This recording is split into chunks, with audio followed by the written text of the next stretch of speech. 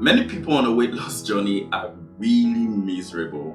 They may be getting results, they may be eating a certain kind of way, but truthfully, they are not happy because they have this mindset that there is something outside healthy living or whatever choice of diet they have chosen that they need to get, or that they are missing either way. So in this video, I just want to give you the right mindset to making a healthy diet plan that is suitable for you in such a way that it is sustainable, and also you can be happy while eating your meals and going about it. So if you're interested in making this meal plan that is not a general meal plan that you got somewhere that is hurting your life and your happiness, then this video is for you.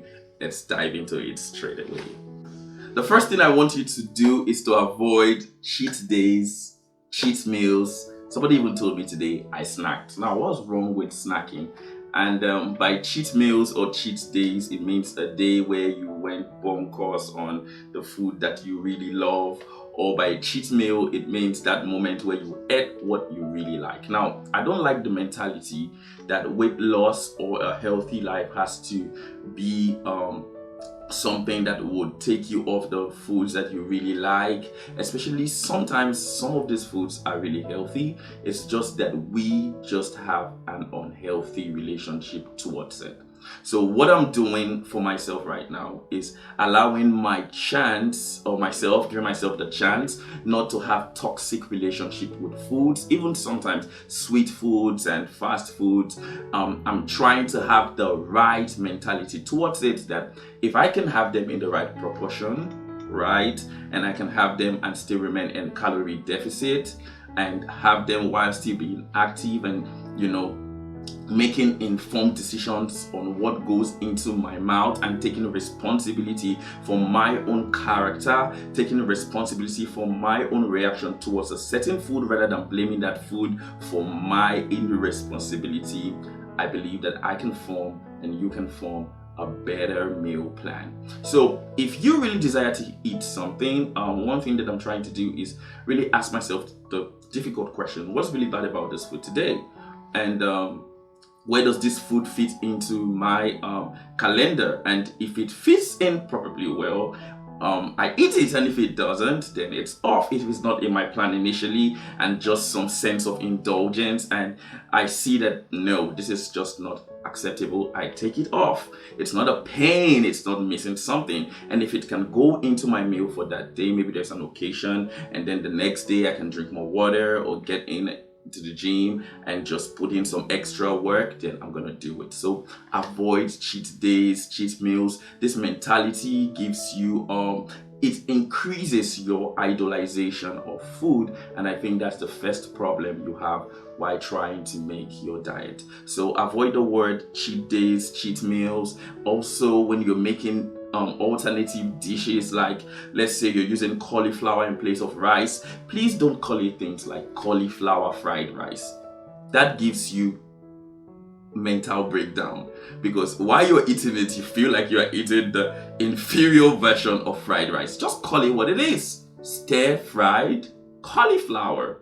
Forget about the rice, okay? So avoid those names like cheat days, cheat meals. Have a responsible attitude towards food, and you're on your way to making the best meal plan ever. That's point number one. Copy that. The next point, which is number two, is just in contrast with the first point. Now, there are food that I call indulgent foods. Okay, these are foods that are really high in calories. These are foods that are really high in sugar content. Maybe our ice creams, our cakes, our heavy pastas, they fall in this category. Any food that we call the couch food, your heavy popcorns, or the foods that we call comfort foods. So in one way, I would just call all of this food indulgent food. Now, when you're starting your diet, one thing you must know is the consequences of this food.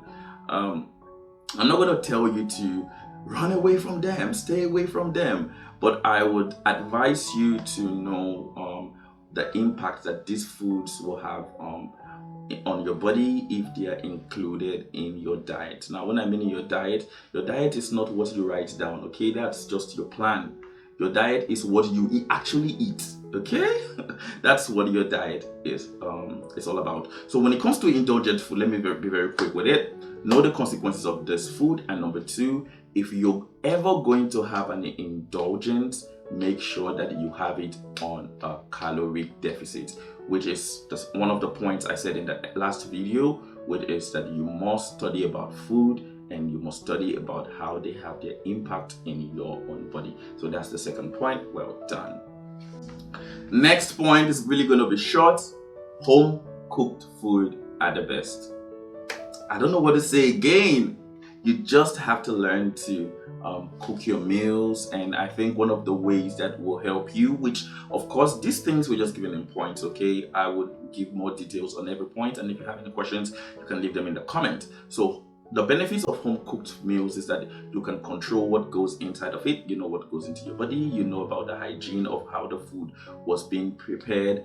And also another benefit of home cooked meal is that they are cheap. And when you have good food, healthy products at home, it will help you have a rich base of feeding your body with and keeping your health. So one way and one mindset in making a healthy meal plan is to subscribe to the mentality of eating more home cooked meals. Yummy.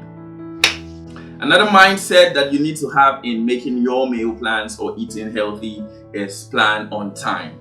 Now, planning includes, as you are starting your weight loss journey, you must empty your fridge from everything. That the rule is, whatever you don't want to eat, do not have it at home. Simple. Okay, so plan on time, take off the things that you really don't want to eat, and then fill your fridge with everything, your refrigerator with everything that you want to eat. So one thing that will help you is meal prepping, and we would have a video on how to make prep, and I will show you how I do my own meal prepping too. All right, so plan on time, schedule what you're going to eat, the quantity you're going to eat it in. There's something about that your brain understands that, okay, we're not eating more than this quantity, we're eating more than this. And one thing with planning on time is that over time you begin to crave your plannings. You begin to crave the foods that you are being newly accustomed to. So if you want to eat healthy meals, you want to have a meal plan that is sustainable, then you must subscribe to planning early and meal prepping. Let's go. I think this is the biggest secret that has helped me in my weight loss journey. And with this, in a certain way, I could actually tell people I'll lose 4 kg in 2 days. Or, okay, that's so drastic, okay? Calm down, Edward. I can tell you that I will lose 5 kg in 1 week, and that's very possible. Do you know why?